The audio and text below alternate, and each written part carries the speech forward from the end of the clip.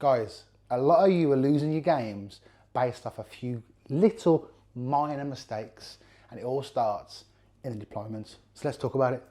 Hey guys, Lee Page here, back from Nids from the Mids, and today we'll talk about a few topics. Obviously, you got the little clickbait intro. That is definitely what I want to talk about. But I've just come back playing with Vanguard Tactics in the ITT. I was in the B team because I'm not that good enough apparently to play in the A team. But the A team absolutely smashed it. So you had Stephen, Ben Jones, you had Mike Porter, Mike Costello and Aidan Smalling absolutely smashing it, taking second place out of 700 teams in the ITT. So whoop whoop, big love for the VT guys. My team, it was my first ever teams event, so I didn't know what to expect. And we ended up placing 60th. We had 1 win, 3 draws and 1 loss. And I learned so much playing in that ITT, and the team were absolutely amazing. But no, I had fun. I actually went 5-0. I felt amazing to go 5-0, but I was also like, yes, I won my game, but it means nothing unless the team actually win. So out of 700 players, I placed 50th. Yay! So yeah, 5-0 with Tyranids. But let's talk about why you're actually here. And that's some of the things that I've learned playing Warhammer and a lot of mistakes I see people make. And I believe it all starts in deployment. Everyone goes, well, you know, how do I deploy? Where do you put my monster? Do I start on the line? Do I start in terrain? Now, you've got to look at the board first and analyse, one, what map and what is the mission? Is it take and hold? Is it burden of trust? Is it terraform? Where do you need to be and what is the main point of this game? So once you've got that locked down, you now need to look at your assets. And the way I build my list is I always build it balanced. I don't do this meta chase as I spoke about before.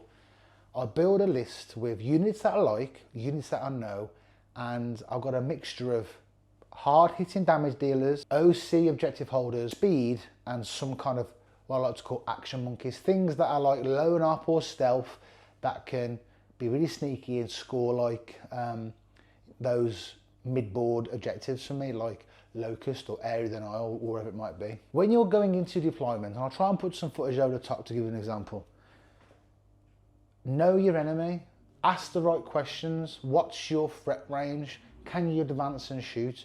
Can you advance and charge?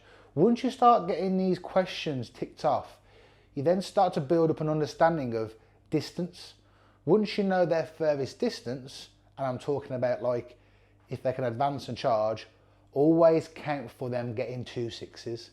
Because then if you're 13 inches away from their 12-inch charge, they can't actually get in, if that makes sense. So always account for their maximum distance. Once you've got that in your head and you know how far they can move, they can shoot, they can charge, that's when you can start placing pieces of models and go, right, okay, well, I'll place these gaunts here, for example, and then I can move up. I've got the speed. I'm not going to get shot because they make it to this cover. That's how you start thinking. The main thing that you guys need to think about is at any point of the game, it's not necessarily about killing. It's not necessarily about how much damage you've got, how many shots or what weapon profile you have. It boils down to the cards that you pull and the missions that you have to do. So what I like to think about is turn 1, whatever card I pull, is it possible to score it? Now, we're not talking about like behind enemy lines or, you know, maybe storm hostile, which is quite hard to do turn 1 unless they're placed on an objective. I'm talking about things like extend battle lines, containment, recover relics, sabotage. These kind of actions that you might pull turn 1 and you might not be deployed for it. And it could be as simple as just, you know, you're 2 or 3 inches away from doing it. For example, my favourite cards to pull, containment and extend battle lines. So move on to an objective or be 9 inches away from board edge and do an action. Now, look at your list. Do you have the movement based on your mission and your map to get out of your deployment zone and be within 9 inches of a corner or a side?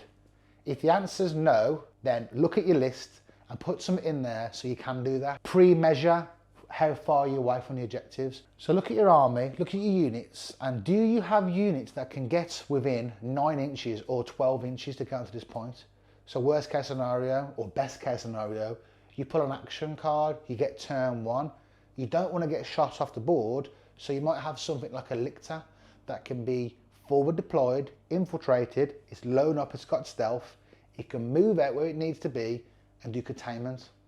You might have fast gaunts, they're only 65 points for a squad of 10.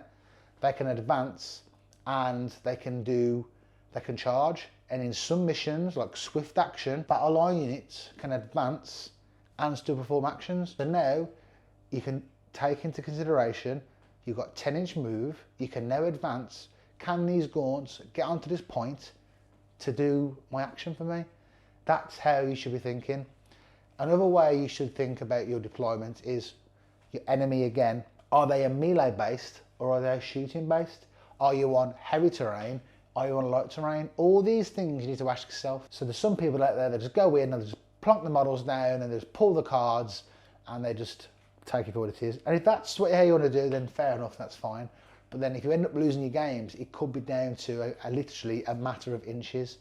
So that's my piece of advice. So what I want to do, I'm actually going to drop a battle report for you guys. I'm playing my friend's Creations of Bile, and I'll do a top-down camera so you can see how I deploy, how I set up, and how I move.